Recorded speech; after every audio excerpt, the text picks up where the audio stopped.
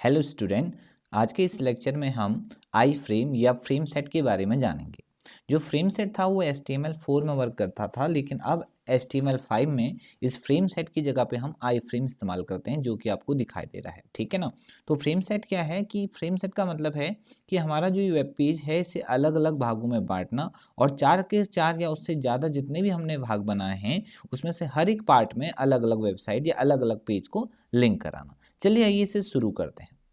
तो सबसे पहले हम क्या करते हैं, अपने रोज की तरह सबलाइन टेक्स्ट एडिटर को ओपन कर लेते हैं। अब सबलाइन टेक्स्ट एडिटर ओपन होने के बाद प्लेन टेक्स्ट को HTML कन्वर्ट कर देते हैं। ये HTML5 है। ओके, तो HTML5 करने के बाद हम लिखेंगे स्टार्टिंग ऑफ HTML।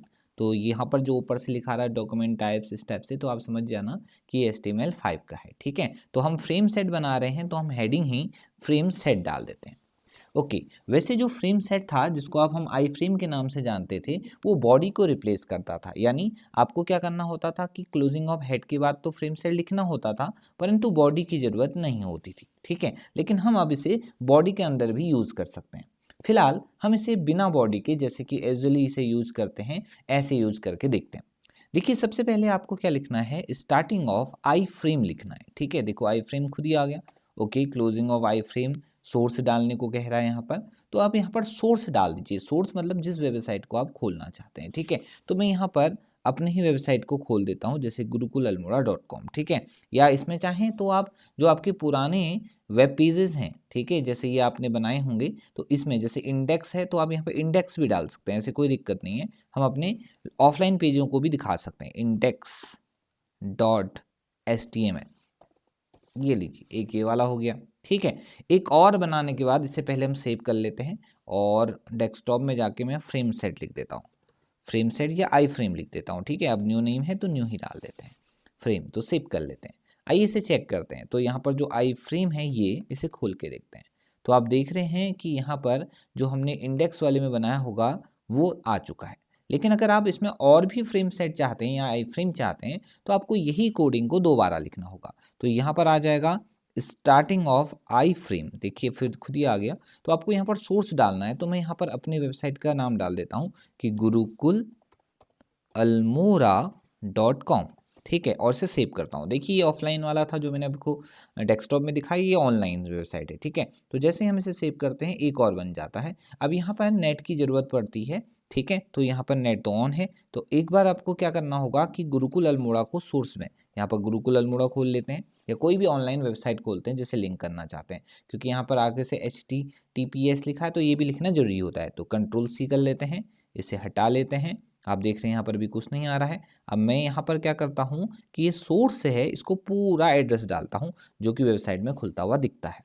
ओके, जैसे ही हम इसे रिफ्रेश करते हैं तो ऑनलाइन वाला भी आ जाता है, लेकिन ऑनलाइन के लिए आपका इंटरनेट एक्टिवेट होना जरूरी है। ठीक है, तो इस तरीके से हम किसी भी ऑनलाइन वेबसाइट को या अपने ऑफलाइन जो वेब पेजेस है उसको भी अपनी वेबसाइट में क्या कर सकते हैं, दिखा सकते हैं। आप जितने चाहें उतने आई फ्रेम बना सकते हैं। ये छोटे छोटे आई फ्रेम बन रहे हैं। ठीक, अब आप अगर इस आई फ्रेम की विड्थ और हाइट को बढ़ाना चाहते हैं तो आप ये भी कर सकते हैं। ठीक है, तो आपको क्या करना होगा, ये जो आई फ्रेम है इसके अंदर लिखना होगा विड्थ।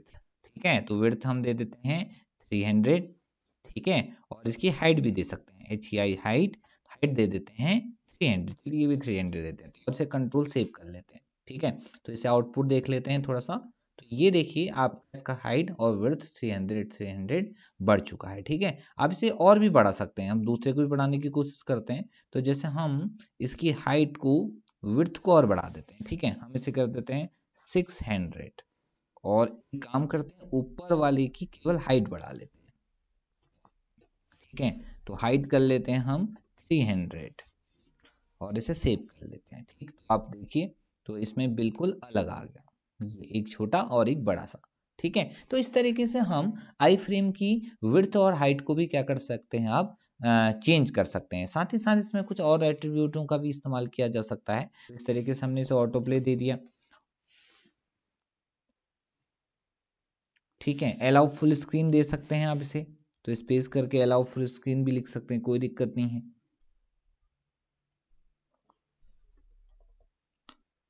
अलाउ फुल स्क्रीन, ठीक है, अलाउ फुल स्क्रीन को ट्रू कर लिया कि पूरे स्क्रीन में चले। ठीक है, तो इसे भी सेव कर सकते हैं। तो इस तरीके से इसमें कुछ एट्रीब्यूट्स और भी हैं जिसे हम चेंज कर सकते हैं, लेकिन ज़्यादातर जो एट्रीब्यूट्स हैं वो हमारे पास केवल विड्थ और हाइट ही बेस्ट रहेगा, क्योंकि विड्थ और हाइट से हम इसको साइज को रिसाइज कर सकते हैं, साथ ही साथ टेबल लेवल के अंदर जाकर भी इसको आसानी से सेट किया जा सकता है। ठीक है, चलिए इससे पहले मैं वापस रिस्टोर कर देता हूँ जैसे ये मैंने पहले लिखा था। ओके ओके, ठीक है, और इसे मैं अब रिफ्रेश कर देता हूँ, ये वापस वैसे ही हो गया। तो अब ये आई फ्रेम अब केवल हेड तक ही सीमित नहीं रहेगी, आप इसे किसी टेबल के अंदर लगा सकते हैं या किसी और चीज़ के लिए अंदर भी लगा सकते हैं। तो इसके लिए एक काम करते हैं, हम अपने कोडिंग को, टेबल की कोडिंग को ले आते हैं। ठीक है, तो यहाँ पर से हम आई फ्रेम तो है ही, अब इसके अंदर मैं स्टार्टिंग ऑफ बॉडी करके दिखा देता हूँ आपको। ठीक है, तो बॉडी क्लोज भी हो गई। ठीक है, अब इस बॉडी के अंदर एक टेबल को डाल देते हैं हम। तो टेबल जो हमने पहली बनाई थी इससे पहले लेक्चर से, वहीं से हम इसे कॉपी कर लेते हैं। ठीक है, तो इससे पहले मैं ओपन विथ कर लेता हूँ। ओके, सबलाइन टेक्स्ट, और यहाँ से कोई भी एक टेबल की कोडिंग को कॉपी कर लेता हूँ जो कि मैंने इससे पहले वाले में आपको सिखाए थे। ठीक है ना, तो ये सही है।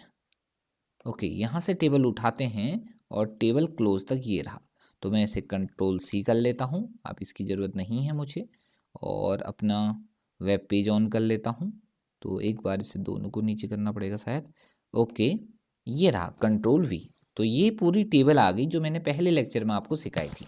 अब मैं आपको इसको आउटपुट भी दिखा देता हूँ। तो ये रहा टेबल।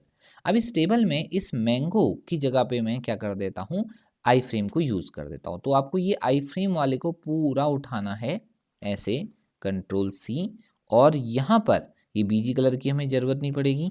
ठीक है, आप लगा भी सकते हैं, ऐसे कुछ नहीं है, तो मैं इस कलर को रहने देता हूँ। मैं इस मैंगो की जगह पे आई फ्रेम डाल देता हूँ। ठीक है, थोड़ा सा इसका साइज इंक्रीज हो जाएगा। तो मैंने सेव किया, तो आप देख रहे हो कि ये आई फ्रेम के साइज का बन गया है, और यहाँ पर अब एक टेबल के अंदर भी हमने आई फ्रेम लगा दिया। इस तरीके से हम अपने हिसाब से अलग अलग टैब पे अलग अलग क्या कर सकते हैं, आई फ्रेम को यूज़ कर सकते हैं। ठीक है, जो कि हमें बहुत सारी वेबसाइटों को या अपने एक ही अलग अलग वेब पेजों को, जैसे हम किसी में एडवर्टाइजमेंट कर रहे हैं, ठीक है, किसी में हम फॉर्म दिखा रहे हैं, तो इस तरीके से बहुत सारी वेब पेजों को या अलग अलग वेबसाइट को अपने एक ही वेबसाइट में हम दिखा सकते हैं। ओके, तो आज के लेक्चर के लिए बस इतना ही। अब हम इससे मिलेंगे अपने नेक्स्ट लेक्चर में एक न्यू टॉपिक के साथ।